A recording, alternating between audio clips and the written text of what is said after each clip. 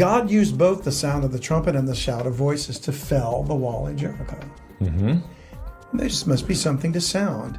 Now, sound is going to be used to praise the Lord too. Yeah. And so he clearly factors into more than just battles or gatherings or, sacrifices and feasts.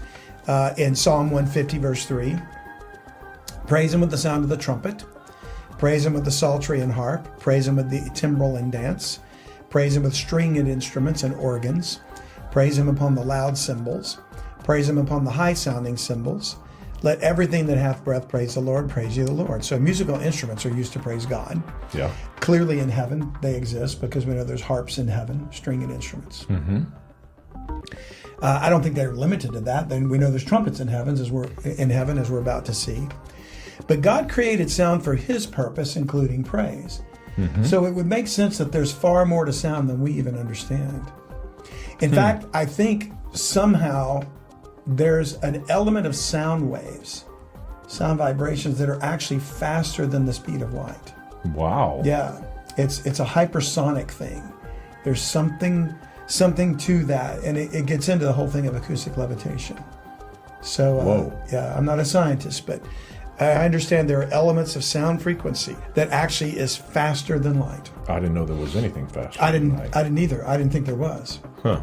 But I think it's linked in one of the. So that just kind of that sounds like a technology that we have yet to discover. Right, and since it's possible that these craft that we see that we call UFOs are using some form of an anti-gravitational propulsion, maybe it's an acoustic. I was just thinking that. Frequency. That's why they see them and there's no sound. Which that can go so fast. And there's ultra high frequencies that you and I can't hear. Well, I can't hear half anything anyways, but I mean, that's too or much even rock ultra music. low. Yeah, like a dog whistle. Yeah. Right. Yeah. So obviously it could be that the reason we don't hear them is because there's some high frequency manipulation that's being involved in the anti-gravitational or acoustic levitation. That's crazy.